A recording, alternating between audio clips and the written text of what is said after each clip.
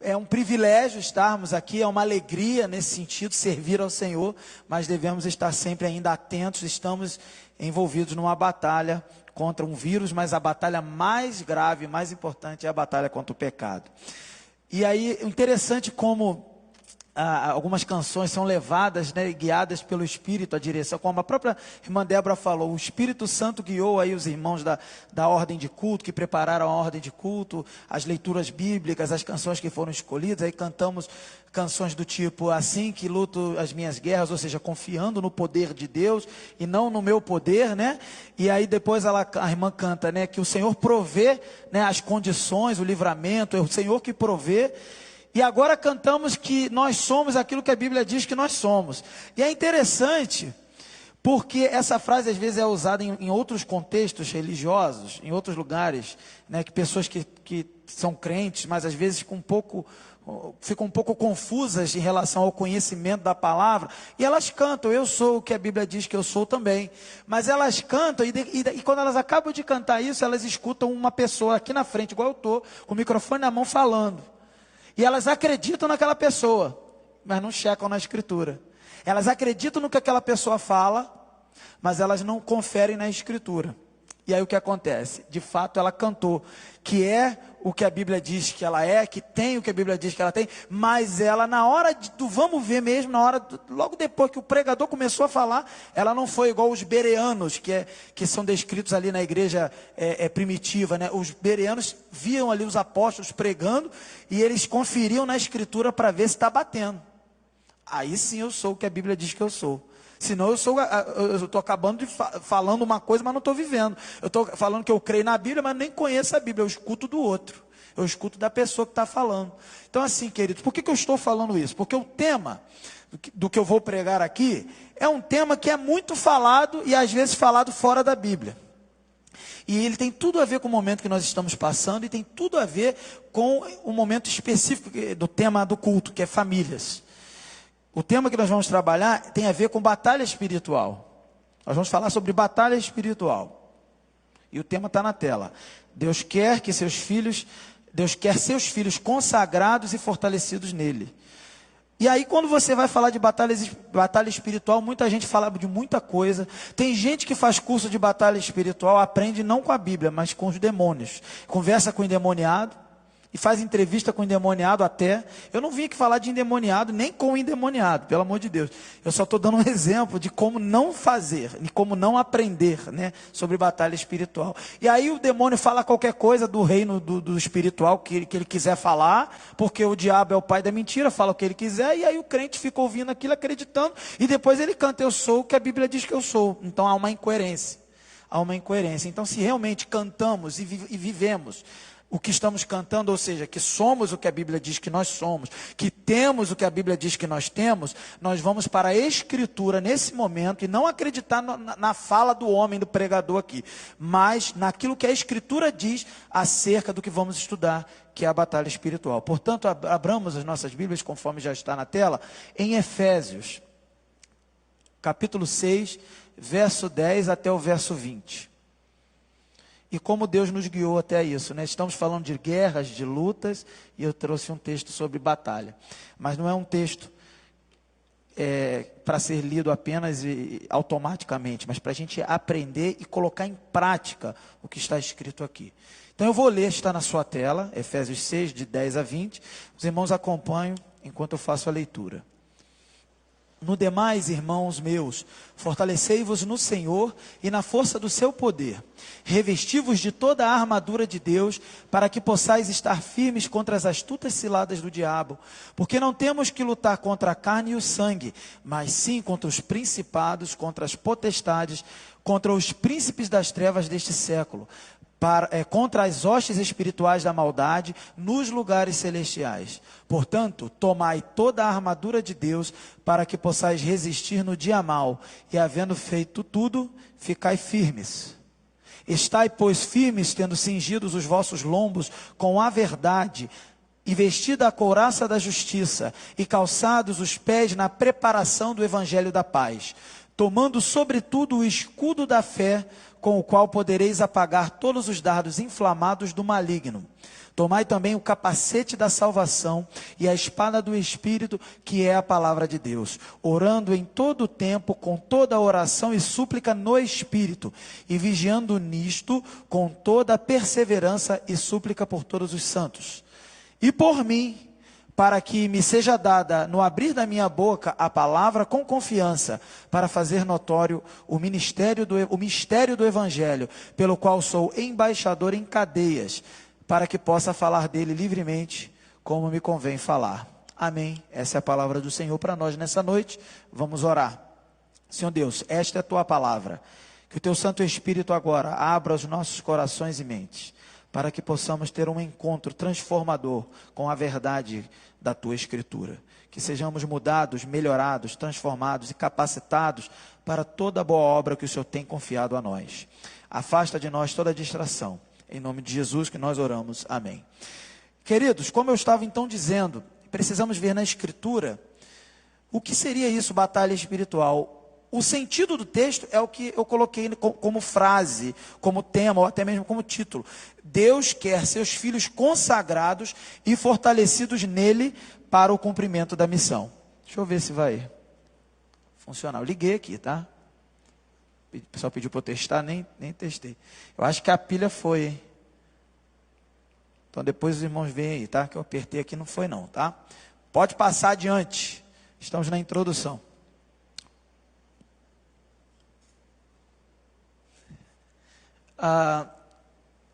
É exatamente aí onde o irmão colocou. Há dois perigos para a vida da igreja, mas vamos entender. A vida cristã, ela não é, queridos, um parque de diversões, nem uma colônia de férias. Viver como cristão e desenvolver a sua vida cristã num mundo como esse, que é um mundo mau, pecador, hostil ao evangelho, hostil ao cristianismo, hostil a quem de fato segue Jesus, porque o próprio Jesus disse que aqueles que o seguem, os discípulos, seriam odiados pelo mundo, porque o mundo não é porque odeia os discípulos, não, porque odeia o mestre, que é Jesus. Isso Jesus ensinou e deixou claro num dos seus últimos ensinamentos aos seus queridos ali discípulos. Então a vida cristã ela não é uma colônia de férias, é uma tranquilidade.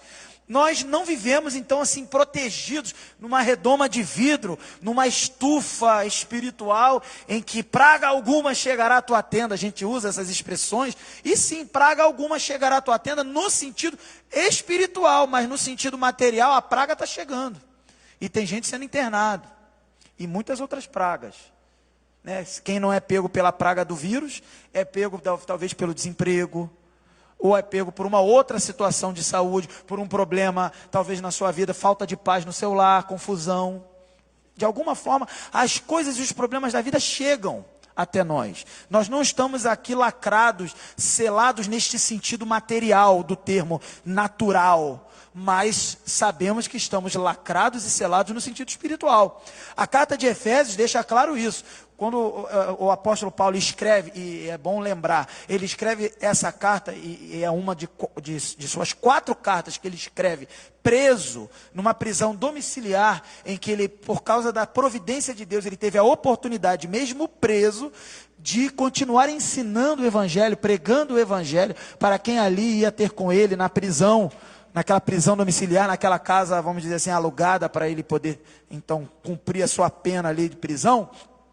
O fato é que ele, então, quando escreve a sua carta de Efésios, no começo, no capítulo 1, ele vai falar de coisas interessantes. Ele vai falar de regiões celestiais, regiões espirituais. Ele vai falar coisas do tipo que o Senhor Deus nos abençoou, né, nas regiões espirituais, nos deu todo tipo de sorte de bênçãos nas regiões celestiais. Paulo, ele está focado nesse contexto das regiões espirituais, celestiais, em comparação com as regiões materiais, porque ele mesmo estava preso, mas ele, preso, estava livre, espiritualmente falando, para pregar o evangelho. Então ele tinha uma noção clara do que é limitação humana, material, natural, e uma possibilidade ali espiritual de pregar o evangelho, de avançar e de guerrear contra o inimigo de Deus, ou os inimigos de Deus, nesse sentido.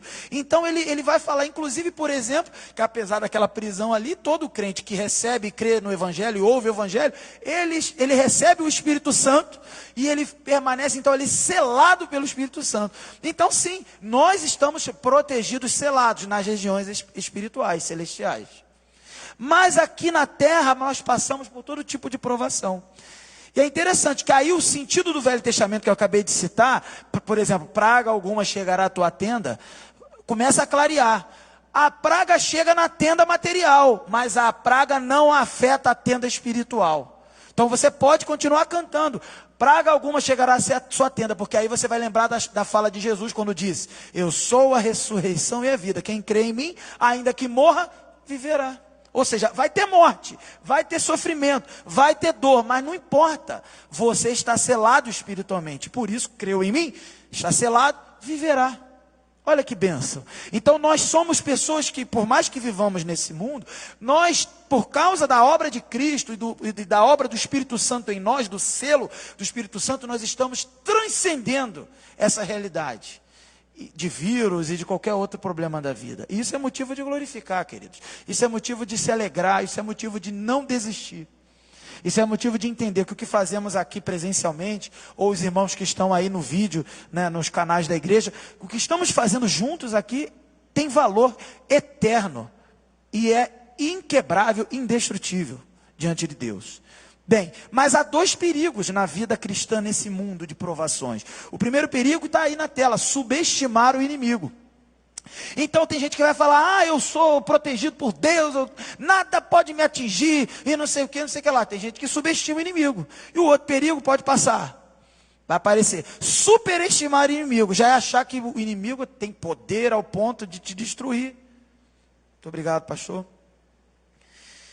Veja bem, subestimar o inimigo, achar que o inimigo não tem poder, é algo perigoso? Claro que é, porque você, então, ali você vai se proteger de forma negligente e vai deixar, então, aí algumas brechas, não no sentido do seu compromisso, né? Do seu compromisso de aparar arestas, de se santificar, de buscar a Deus, de se alimentar, de estar ali com a sua dieta espiritual em dia. Aí você negligenciando, porque subestimou o inimigo encontra uma possibilidade de tentar a sua vida, e ali ele vai se irandar com a sua vida, e pode causar prejuízos, e alguns deles até, em certo sentido, até irreparáveis. Agora, por outro lado, aquele que superestima o inimigo, ele coloca o inimigo numa posição semelhante a Deus, coloca o inimigo talvez numa posição em que ele esteja idolatrando até o inimigo. Tem gente que entrevista o inimigo, tem gente que entrevista o demônio, tá certo?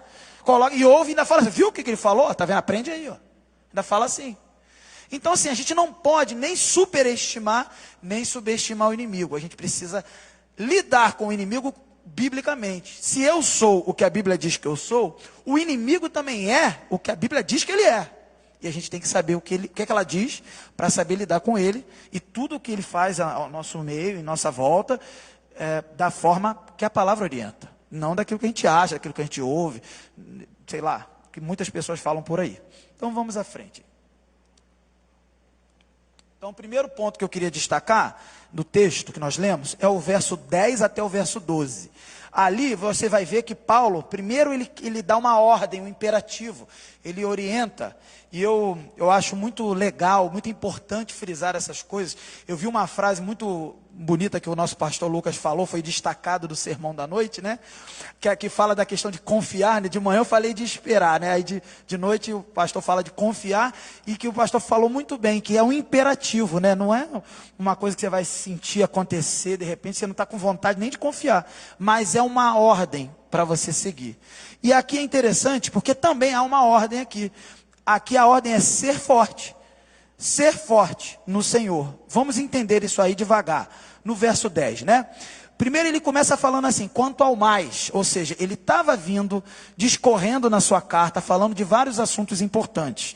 Ele falou, por exemplo, no capítulo 5, dos deveres do marido e da esposa, da relação espiritual que isso tem com Cristo e a igreja, do poder do casamento para testemunhar acerca de Jesus Cristo. Ele vem falando, por exemplo, de dos filhos e os pais, a sua obediência, né? O pai não pode provocar ira aos filhos, os filhos têm que obedecer os pais, e como isso funciona de forma espiritual. E depois ele fala de deveres entre senhores e servos, ou seja, empregado e trabalhador, até que ele chega e fala assim: o que mais eu posso falar?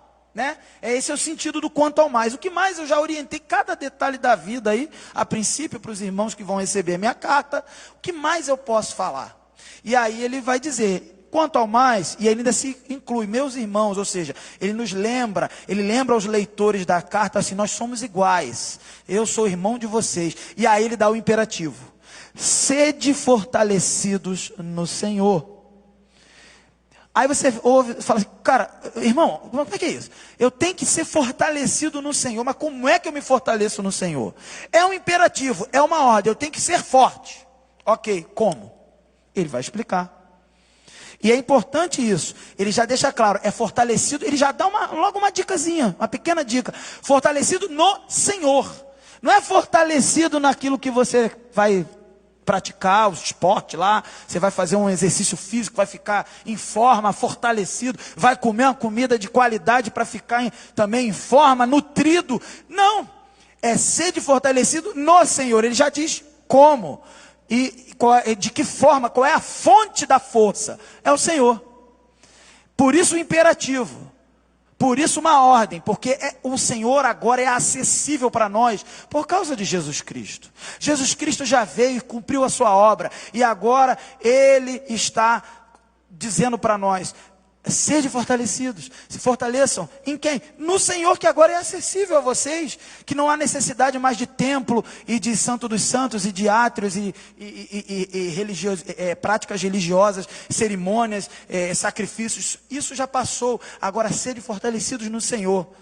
E eu lembro de um versículo muito importante que o próprio Jesus falou, por isso até que eu vejo que Paulo talvez tenha dito isso, tem tudo a ver. Jesus em João 15:5 diz assim: sem mim nada podeis fazer. Portanto, precisamos, para sermos fortalecidos, ser fortalecidos na fonte da força, que é o Senhor.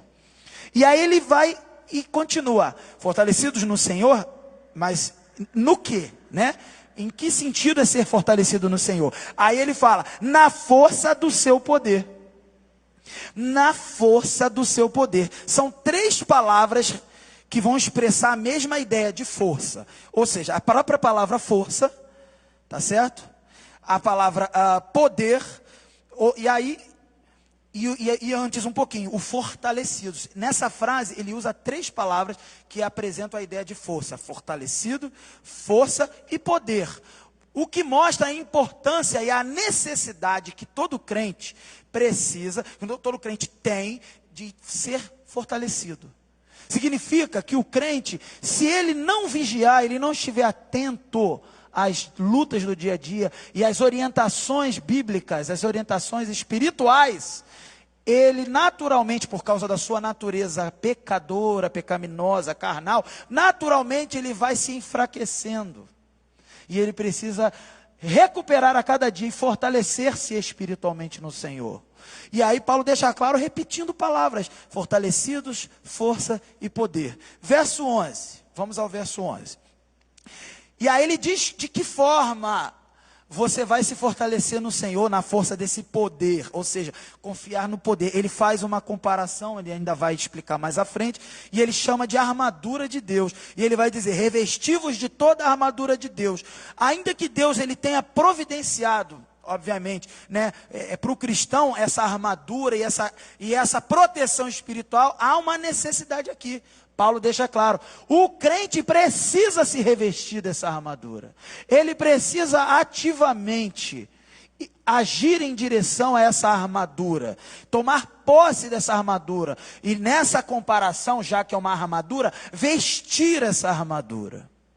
Mas cuidado com as loucuras, que eu já vi igreja por aí, pessoal, vamos vestir a armadura de Deus, vamos botar o capacete, vamos botar a couraça da justiça, e vai botando e vai marchando. Nós não estamos falando de coisas nesse sentido literais, nós estamos falando de coisas espirituais. E se vestir ou revestir da armadura, não é necessariamente vestir uma roupa. O que Paulo está fazendo aqui é uma comparação com a figura de um soldado romano, que eu vou explicar um pouco mais à frente, Porque justamente ali, naquele tempo em que ele escreve isso, o soldado romano era um exemplo de guerreiro, de uma pessoa que luta contra um inimigo. Então ele queria mostrar que é como isso, que é dessa forma que nós devemos estar atentos. Eu lembro da vigília, a primeira vigília que a gente fez para orar pelo nosso pastor. Um momento muito tenso, estávamos preocupados, sem respostas, e eu fiquei preocupado, eu não sabia como começar a vigília. Eu ia começar no primeiro momento, aí vamos começar celebrando, alegria, chorando, derrotado. Eu fiquei meio assim, Deus, me ajuda, o que eu faço? Mas aí a palavra que o Senhor me deu e a orientação que Ele me deu é uma palavra de moderação, uma palavra era um momento, naquele contexto, era um momento delicado, então eu falei, irmãos, é um momento delicado, é um momento que estamos ainda preocupados e sem respostas, portanto, vamos direcionar a nossa preocupação para quem responde, que é Deus. Então, vamos falar isso com Deus, vamos colocar isso diante de Deus, porém, nós não vamos demonstrar fraqueza, estamos numa batalha, estamos guerreando, orando, clamando ao Senhor. Portanto, um guerreiro, ele numa hora dessa, ele por mais em dúvida que ele esteja, ele não larga as armas, ele não abandona o combate, ele não desiste da luta, pelo contrário, ele se porta e ainda faz cara feia para assustar o inimigo, claro que espiritualmente falando, e nesse sentido estarmos prontos para orar, firmes, em posição de oração, com palavras de ordem, no sentido espiritual, declarando aquilo que a palavra diz, que o Senhor é o nosso refúgio e fortaleza. Então assim, por que eu estou trazendo esse exemplo aqui? Porque aqui, queridos, mostra essa dualidade de vestir a armadura. Então eu tenho que vestir a armadura, eu vou vestir. Mas não é Deus que me dá? É Deus que me dá. Mas como eu devo me portar? Se Paulo apresenta a ideia de um guerreiro, nós temos que nos portar nessa vida como guerreiros. Mas em que sentido? Nestes sentidos que ele vai mostrar aqui. Nós não podemos viver a nossa vida como se fosse um conto de fadas da Disney ou de qualquer outra historinha bonita aí, não. Nós temos que viver a nossa vida como quem está envolvido numa batalha do bem contra o mal, porém uma batalha maravilhosa em que Jesus já venceu. E que nós já temos o resultado, e já temos até o final, o placar do jogo. Só precisamos cumprir o nosso papel nesse jogo. E já temos certeza, se eu jogar na posição certa, está tudo certo, eu vou estar dentro do time vencedor e vou ganhar. É isso, claro, mas não na minha força, na força de quem fez tudo isso, que é o próprio Deus. Por isso, sede fortalecidos na força do seu poder, do Senhor e tal. Então, depende de nós tomarmos posse da armadura? Depende, mas a armadura vem de Deus. Então é uma dualidade que a gente precisa entender. Temos responsabilidade, mas Deus já fez. Mas também porque já fez, não podemos ficar vivendo aqui de qualquer jeito não. Nós temos a responsabilidade e devemos cuidar de cada detalhe, senão nós vamos permitir que os dardos inflamados penetrem nos espaços da armadura. Então vamos lá. E aí ele explica, toda a armadura de Deus, não basta revestir-se da armadura, é de toda. Portanto, há um detalhe, Paulo dá detalhes da armadura e deixa claro assim, há uma totalidade. Se você não fizer tudo neste sentido, vai faltar, e na hora da batalha, na hora da derrota, ou na derrota não, na hora da luta, o resultado será derrota para você, será prejuízo para você. E ele explica, por que toda? E por que da armadura? Para poderdes ficar firmes. Sem essa armadura de Deus, o cristão ele não tem capacidade de permanecer firme. O cristão sem a armadura, ele não tem condições de permanecer firme. É isso que Paulo está dizendo aqui. E firme contra o quê? As ciladas do diabo. Esse inimigo, que a Bíblia chama de diabo, não dorme, não tira férias. Não brinca de ser diabo, como o pessoal costuma falar, né? Não brinca. Esse inimigo, ele tem um arsenal variado, queridos. Ele tem astúcias, ele tem ciladas, ele tem possibilidades que o ser humano, no seu intelecto, não consegue contemplar. Mas as armas espirituais que foram dadas ao cristão, essas protegem o crente de todas, segundo aqui, de todas ou das ciladas do diabo. Verso 12, e aí nós vamos terminar essa parte aí, essa primeira sessão aí. Porque a nossa luta não é, e aí ele deixa claro antes de eu avançar, o motivo por que precisamos de toda a armadura de Deus. É porque nós estamos em luta. Talvez seja assim, poxa, eu sempre soube que a gente estava em luta, querido, mas a Bíblia está dizendo, tem uma diferença entre você saber, ou porque sentiu uma luta na sua vida, ou você ler na Escritura. O peso vem da Escritura. Eu só aceito que eu estou em luta porque a Bíblia falou que eu estou em luta. Se a Bíblia falar que eu não estou em luta, pô, que bom, então eu não estou em luta. Mas a Bíblia diz, eu estou em luta. Então não é uma informação qualquer. Quando Paulo vai dizer assim, porque a nossa luta não é. Aí a gente canta assim que eu ganho, venço minhas guerras. Não é isso? Quer dizer, nós temos a nossa luta, a nossa guerra espiritual. Só não sei a letra da música, mas eu sei a Bíblia pelo menos aqui. Mas assim, o fato é, queridos, que existe luta. E a gente luta e vence essas lutas, essas guerras, da forma que Paulo aqui está expondo para nós, inspirado pelo Espírito Santo. Vestindo toda a armadura para vencermos essas ciladas. Agora, tá bom, já entendi, porque a nossa luta mas não é o quê? Contra o sangue e a carne, ou contra a carne e sangue, dependendo da versão. Ou seja, a nossa luta que existe, é importante saber que existe uma luta. Agora, ela não é contra aquela pessoa que perturba a tua vida, aquele chefe que parece que te odeia, ou então até mesmo aquele vizinho, ou aquela pessoa que mora na sua própria casa, ou seja lá o que for, ou até aquele estranho, ou até mesmo numa situação extrema, um assalto, aquele assaltante. A nossa luta não é contra nem aquele assaltante. Talvez tenha uma luta física, humana ali, para se defender daquele assaltante, mas essa luta que Paulo está falando aqui, nem é contra esse assaltante, é contra, ele vai dizer, principados e potestades, o que move os assaltantes, inclusive, e muitas outras discórdias da vida. E aquele chefe que te odeia, ele te odeia não é por causa de você, é porque ele está a serviço, provavelmente ele está a serviço destes principados e potestades, que não odeiam você diretamente, odeiam Jesus Cristo, que você é servo e discípulo. Então nós precisamos entender a real natureza dessa luta, e de fato que ela existe. E como famílias, culto de famílias, quantas lutas ocorrem dentro dos lares?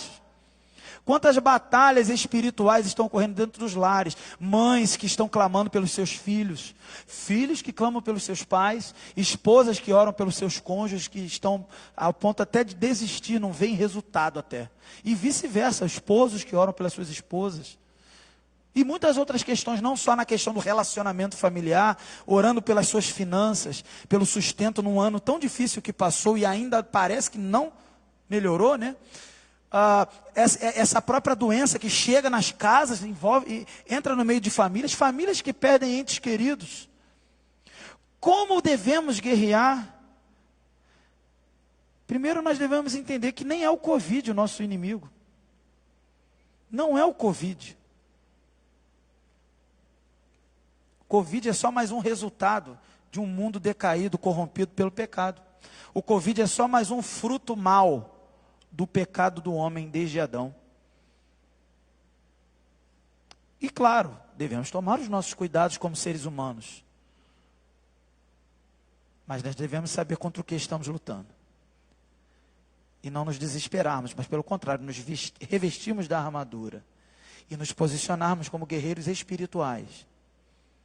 E não como guerreiros folclóricos, fazendo coreografia de roupa. Quiser fazer, a gente faz no retiro aí, faz uma brincadeira. Mas não é isso que garante a vestimenta da armadura. O que garante é o que a gente vai ver aqui. Mas aí ele explica, Ele vai falar principados e potestades. Ele explica um pouco mais. O reino das trevas, até onde a gente consegue saber na Escritura, apenas pela Escritura, ele possui uma organização, ele possui uma certa hierarquia. E Paulo vai falar de principados, de poderios, de príncipes deste mundo, de trevas, exércitos espirituais do mal. Isso tudo é mencionado na Escritura. Mas a Bíblia não dá atenção muito ao plano organizacional do mal, não. Ele está mais preocupado na sua defesa. E como você vai se posicionar contra esse inimigo. Ele não quer que você saiba todos os planos do inimigo até. Ele nem fica explicando totalmente claramente a Bíblia, ele nem explica tão claramente de que forma surgiu, detalhadamente. Mas ela mostra claramente como você surgiu a partir de Adão, como o pecado que faz você ser um pecador, obviamente, veio a partir de Adão. A obra que soluciona isso, Jesus Cristo, porque a Bíblia está mais interessada na nossa restauração e na nossa participação como guerreiros desse combate. Não queremos aprender curiosidades acerca do mundo do inimigo. quase como se quiséssemos ver um documentário, né, da Discovery, como funcionam os principados e as potestades lá no inferno e coisas do tipo. Não é isso, não é esse tipo de informação que a Bíblia traz para a gente. Ela nos alerta e diz, existe organização, existe uma certa hierarquia no reino das trevas, sim, isso existe a luta, ela é espiritual, mas eu quero falar com você algo muito mais importante, que é como combater isso. E tem gente que fica gastando tempo, querendo aprofundar a pergunta até para o próprio diabo, como é que é lá? Como é que é lá no reino espiritual do mal dele lá? Quando a gente tem aqui o que a Bíblia quer nos mostrar sobre como vencê-lo no dia a dia. Bem, e aí ele avança mais um pouquinho contra os príncipes das trevas deste século, ou do mundo. Esse século, o mundo, ou seja, o sistema maligno, o mundo no sentido de sistema contrário, corrompido pelo pecado, inimigo de Deus. Por isso você vê tantas decisões aí ao longo dos governos, das nações, e que você vê essas decisões, elas são contrárias à Escritura, contrárias ao Evangelho, elas se colocam totalmente em oposição a Deus. E, naturalmente, também oposição a você que serve a Deus. E aí você vê, isso que você está vendo é o sistema do mundo, é o sistema maligno, são esses príncipes das trevas deste século, são príncipes espirituais desse mundo caído. E ele continua, contra as forças espirituais do mal, e o termo original aí é porneia, ou seja, são forças que levam a tentação da iniquidade, imoralidade sexual, a depravação na área da imoralidade sexual. São tentações, são forças espirituais que atuam nestas tentações, que apresentam para mim e para vocês todo tipo de tentação. E esse caso específico, forças espirituais do mal, ou seja, tentações da fornicação e coisas do tipo. E aí ele vai dizer que essa luta ocorre nas regiões celestiais. É a última vez na carta que ele vai falar 5 vezes, ele vai falar sobre regiões celestiais. Ele começa falando que nós fomos abençoados, que nós fomos ali agraciados pelo Senhor, com toda sorte de bênçãos, nas regiões celestiais. E nessas mesmas regiões celestiais é que ocorre a batalha. O que para mim só me tem um ponto de resposta aqui para dar para os irmãos, que essa bênção que nós recebemos inclui a vitória nessa batalha. Inclui a vitória nessa batalha.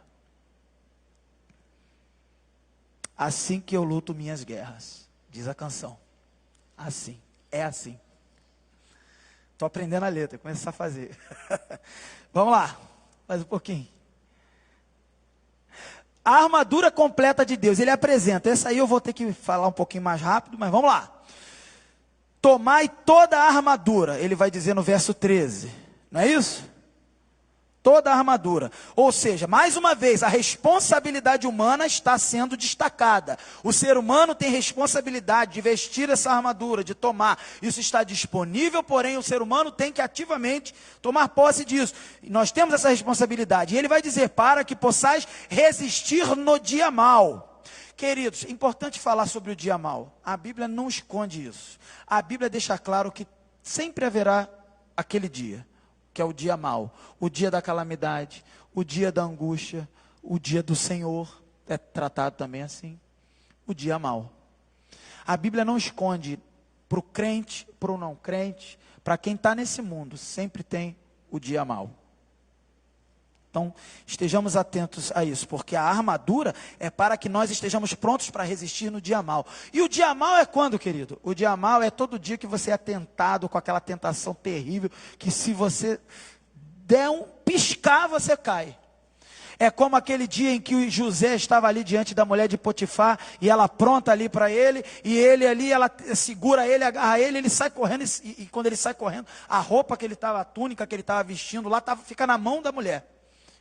Ele fugiu, porque aquele sentido, naquele contexto, era um dia mau para ele ali, era a tentação. E outros dias mais graves, dias de perda na vida, aquele dia que você perde um ente querido, aquele dia que você tem uma notícia devastadora. Esse é o dia mau. E às vezes parece que o dia mau, assim, você chegou no pior dia mau. Esse é o dia mau. Aí vem um pior ainda, depois. Aí o cara não sabia. Eu achava que eu já tinha chegado no fundo do poço do dia mau. Chegou um pior. E nós temos que estar preparados para o dia mau. É isso que Paulo vai falar com relação à armadura. E ele vai dizer assim, havendo feito tudo, ou seja, tomou posse da armadura, então, havendo feito tudo, estai, pois, firmes. Observe o seguinte, que aqui ele fala de resistir, que é a ideia de suportar a luta, vencer a luta, se manter na posição de luta, né? E depois, ou seja, ficar firme, ou seja, terminar a última posição, estar no sentido de lutar e firmes, ou seja, terminou em pé, venceu a batalha. E qual é essa armadura? Como eu estava falando no início, Paulo ele vai fazer uma comparação aqui com o soldado romano, com o guerreiro romano, que servia, né, ao exército, que naquele contexto ali, era o maior império do mundo, né, a maior nação do mundo e, portanto, o maior império no sentido bélico, no sentido de ter os seus melhores guerreiros e o maior exército. E aí ele vai dizendo, cingindo-nos com a verdade, ou seja, era um cinturão largo de couro, isso falando do ponto de vista do guerreiro romano. Cingindo-nos com a verdade é um cinturão largo em que o soldado carregava para se proteger a sua parte abdominal. E aqui é importante lembrar que ele chama de cingindo-nos com a verdade. Ou seja, se você lembrar que Satanás é o pai da mentira, mas o crente, a vida dele está pautada, controlada pela verdade, então o crente vence o inimigo. Mas qual é a verdade? A verdade primeiro Jesus vai falar, eu sou o caminho, a verdade, a vida. A verdade é Cristo. E Cristo confirma que a verdade também é dentro da sua palavra. A sua palavra é a verdade e ele é a palavra que é a verdade, ele é a palavra encarnada. Portanto, a palavra de Deus e a pessoa que tem Cristo como a sua base da verdade, essa pessoa está cingindo-se com esse cinto da verdade, vamos dizer, esse cinturão da verdade. Portanto, a palavra e uma experiência com Cristo deve ser requisito fundamental para eu estar vestindo a armadura. Bem, e aí ele vai continuar, da couraça da justiça. Essa peça de armadura, ela é feita de metal, ela cobre o guerreiro do pescoço até o peito. Ela protege os órgãos vitais, o coração e outros órgãos importantes, né, vitais. Ou seja, couraça da justiça. Por que essa alusão? Muito interessante. Porque o que é ser justo diante de Deus? É estar protegido estar totalmente protegido da ira de Deus, da ira que virá contra o pecado, da ira que vem como juízo para aqueles que são inimigos de Deus. Portanto, eu tenho que ser uma pessoa que diante de Deus é tornada e considerada justa. É isso que Paulo está falando. Não adianta ser uma pessoa que não teve uma experiência de salvação, de conversão. Eu tenho que ser cristão. E cristão que no sentido teve uma experiência de santificação, ou seja, o próprio Deus ali o torna justo e o capacita para uma vida santa. Então essa é a peça de armadura chamada couraça da justiça. E aí mais à frente, e calçados os pés na preparação do evangelho da paz. Se você lembrar, né, de textos famosos que vão dizer, quão formosos são os pés daqueles que anunciam o evangelho, coisas do tipo, isso é visto em Isaías 52, 7, Romanos 10, 15.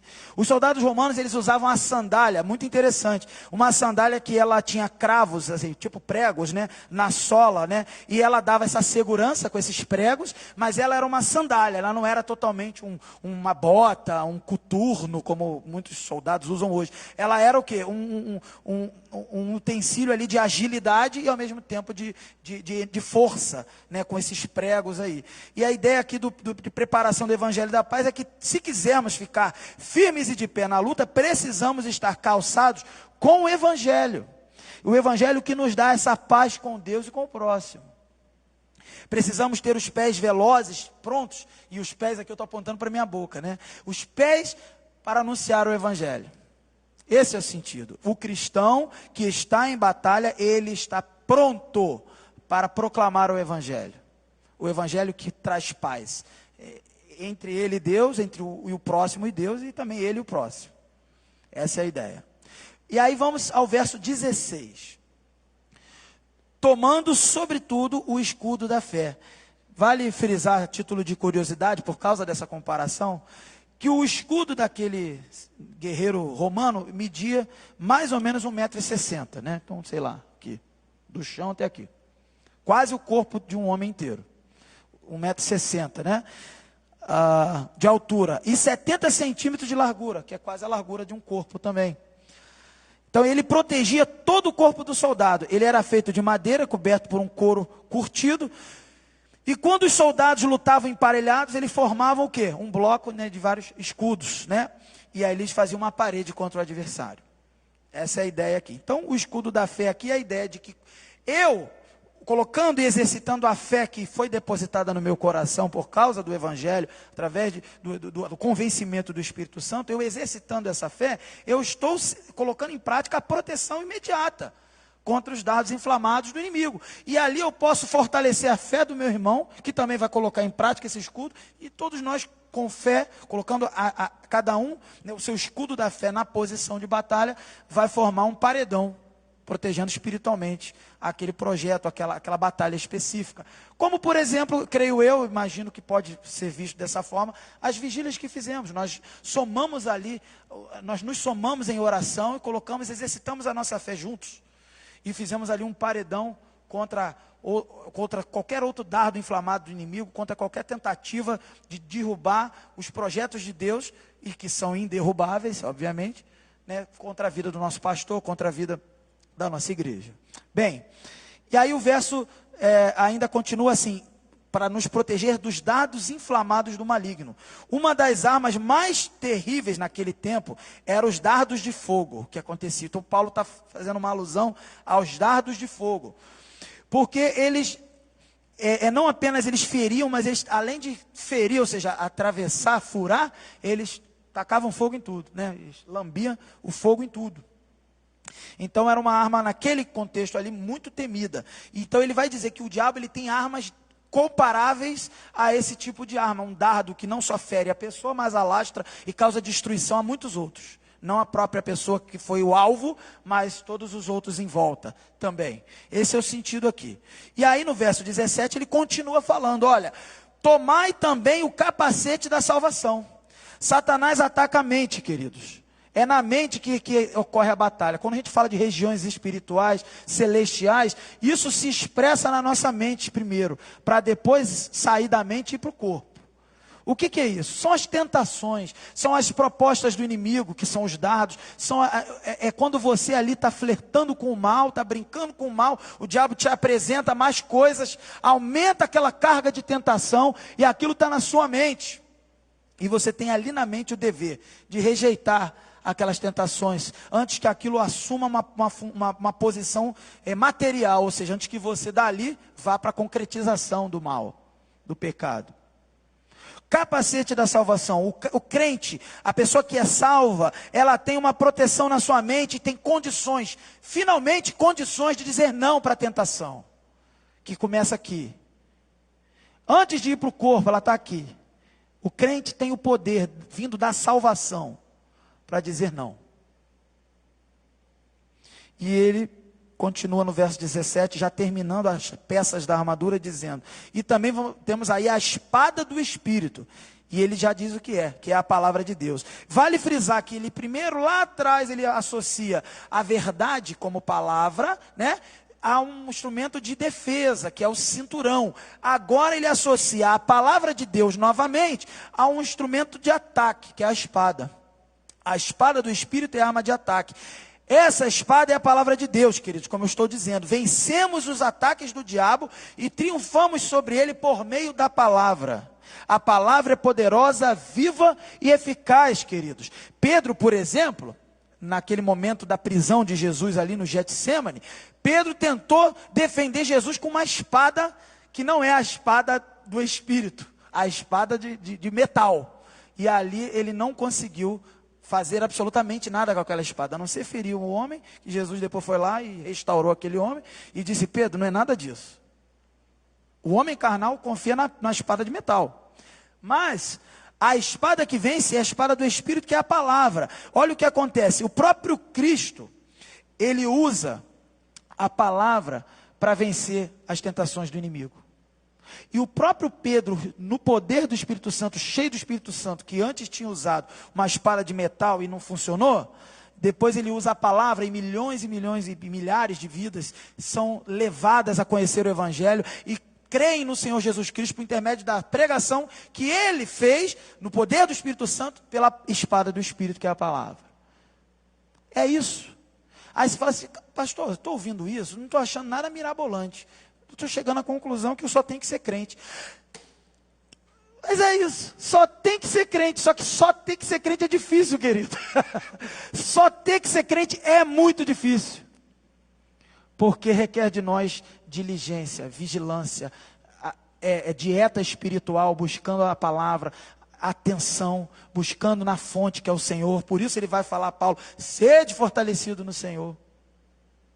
Mas é só ser crente. Só quando você falar é só ser crente, cuidado, porque só ser crente, ser crente igual aquele pessoal daquele lugar ali, não, é crente como está na Bíblia. É só ser crente, só como está na Bíblia. Tá bom, queridos? E aí vamos lá, fechando os 2 últimos versos. Terceiro bloco, fechando aí. Eu tinha botado aí, nem lembrei. Está aí na tela, para quem quiser ver a armadura. Ó. Pedi para o pessoal mostrar aí no vídeo.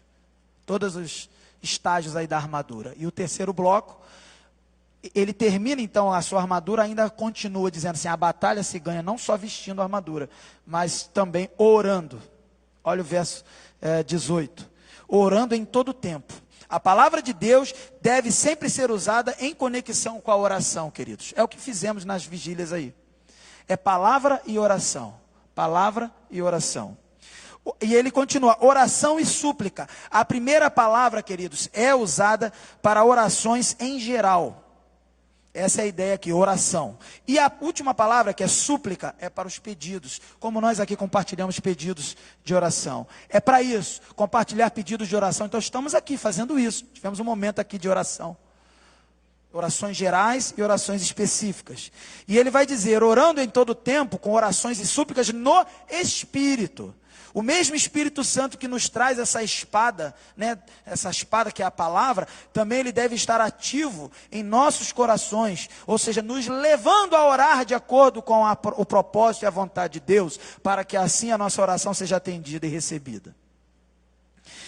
E a oração deve ser por todos os cristãos, por todos os santos, conforme ele está dizendo no verso 18, e aí no verso 19 ele continua, e também por mim, ou seja, ele sabia da sua circunstância de prisão, nós devemos estar orando uns pelos outros e também pelos nossos líderes e aqueles que estão também em situações de dificuldade, que no caso aqui era o caso de Paulo. E aí olha o que ele pede, olha o exemplo de Paulo quando ele pede oração. Queridos, às vezes a gente pede oração por cada coisa tão banal, tão fútil. E Paulo preso não pediu por libertação. Ele não pediu por liberdade. Paulo, quando falou assim, orem por mim também, mas orem para que me seja dada, ou seja, condições de pregar a palavra com intrepidez. A oração de Paulo não era liberdade. A oração de Paulo era que ele continuasse pregando o Evangelho. Isso é um crente que está vestindo a armadura e usando as armas de ataque, lógico, e os instrumentos de defesa. E prevalecendo na batalha espiritual. Eu não estou dizendo que é errado pedir por coisas menores, tipo, olha, eu preciso passar numa prova, eu inclusive vou fazer uma prova domingo, peço até oração, domingo não, sábado, peço oração para os irmãos. Não é errado pedir oração por coisas desse tipo, mas a gente não pode perder de vista aquilo que nos é prioridade. Muito mais importante é que os irmãos orem por mim, claro, pela prova que eu vou fazer, mas muito mais para que Deus me dê condições de pregar o Evangelho com intrepidez. É isso que Paulo estava nos ensinando aí também. Paulo não queria ser liberto, ele queria continuar pregando. Não importasse a forma. Ele sabia que Deus daria um jeito, com prisão ou sem prisão, dele pregar. E de fato, ele pregou, queridos. Sabia disso? Ele ainda fala, para que me seja dada a palavra com intrepidez, para fazer conhecido o mistério do Evangelho. E se você for em Atos 28, que é o final do livro de Atos, verso 30 a 31, ali vai mostrar como termina essa primeira prisão de Paulo. Sabe como é que termina, queridos? Assim, ó. E Paulo ficou 2 anos inteiros na própria habitação que alugara e recebia todos quantos vinham vê-lo, pregando o reino de Deus e ensinando com toda a liberdade, apesar de estar preso. Toda a liberdade, as coisas pertencentes ao Senhor Jesus Cristo, sem impedimento algum. Paulo não pediu libertação para si, ele pediu libertação para quem ouvisse o Evangelho. Ele pediu que o Evangelho pudesse chegar aos ouvidos. E Deus colocou pessoas dentro daquela casa onde ele estava preso, para ouvir o Evangelho. E dali saíram 4 cartas, e uma dessas é essa aqui de Efésios, que nós estamos aqui estudando. Deus é maravilhoso. Vencer as guerras que cantamos, vencer a batalha espiritual, queridos, não é pedir libertação, pedir o óbvio, ou coisas menores. É pedir aquilo que Deus quer. E Deus quer que nós façamos a vontade dEle, que é pregar o Evangelho a toda criatura, que é guerrear as guerras de forma espiritual, com as armas espirituais. Terminando, o que aprendemos aqui? Primeiro, que o objetivo de Deus, usando e inspirando ali o próprio apóstolo Paulo, é que nós devemos ser fortalecidos no Senhor, para a nossa proteção individual, inicialmente, para estarmos em condições espirituais de vencer e de influenciar outras pessoas. Temos o dever e a responsabilidade, queridos, de estarmos preparados em prontidão, como soldados em guerra. Sabemos que a nossa preparação espiritual, ela está somente em Deus e nos seus mandamentos, seus estatutos. Somente Ele, irmãos, é suficiente para nós. Nele temos capacitação para todas as nossas lutas. Sem Ele, estamos perdidos, mas com Ele, temos vitória garantida. E a última coisa que nós aprendemos é que não só devemos estar fortalecidos para a nossa proteção, assim como é importante você estar saudável para cuidar de outros, nós devemos estar protegidos e bem espiritualmente para podermos fortalecer os outros irmãos, aqueles que nos cercam. Não somos chamados para o fortalecimento no Senhor apenas para individualidades, para fins egoístas e proteções apenas individuais, queridos. Mas para protegermos os nossos irmãos com boas palavras, com oração, com intercessão, com aconselhamento, com ensino, com encorajamento. É para isso que devemos ser fortalecidos, para estarmos firmes e fortalecermos os nossos irmãos. O apóstolo Paulo sempre se mostrou atento às necessidades espirituais e também materiais dos nossos irmãos, queridos. E que nós sejamos como ele, capacitados por Deus para nos fortalecermos e capacitados por Deus para fortalecermos os nossos irmãos. Concluindo, se você que me ouviu até aqui, se você entende que precisa ser fortalecido no Senhor, domingo nós trabalhamos de manhã como esperar em Deus, de noite como confiar em Deus. Se você que está aqui entende que precisa ainda ser fortalecido para conseguir esperar e alcançar o favor do Senhor, e da mesma forma confiar e assim passar pela tribulação, queridos, se você entende dessa forma, a resposta é uma só: entregue sua vida a Jesus hoje. Mas eu sou cristão. Entregue sua vida de novo. Entrega todo dia. É todo dia. Porque o pecado está à porta todo dia. A segurança da salvação nós temos. Mas a nossa entrega tem que ser todo dia.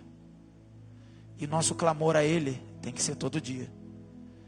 E esse cuidado para vestirmos e nos fortalecermos com a armadura e com outras armas aqui, como a oração e como a força do poder de Deus, esse cuidado é todo dia. Eu vesti hoje, amanhã eu estou desligado. Amanhã está desligado, amanhã que vai acontecer o problema. É simples. É todo dia. Entregue sua vida hoje, entregue sua vida amanhã, entregue sua vida todos os dias ao Senhor. Tome posse da armadura espiritual que Ele tem para você todos os dias. Abandone os maus caminhos e atenda ao chamado dele todos os dias. Faça isso hoje e todos os dias. E vença essa batalha. A batalha contra a sua vida, contra a vida dos irmãos, contra a vida da igreja. E é uma batalha que já foi vencida. Que nós possamos viver em confiança, queridos, de que somos revestidos de poder e proteção divinos, para vencermos qualquer batalha que se apresente a nós. Não precisamos temer as tentações desse mundo, queridos. Basta nós estarmos fortalecidos e fugir disso. Devemos, como bons soldados, obedecer e seguir o grande general das nossas vidas, Jesus Cristo, nosso Salvador, nosso protetor e nosso Senhor. Que para tanto o Senhor nos abençoe.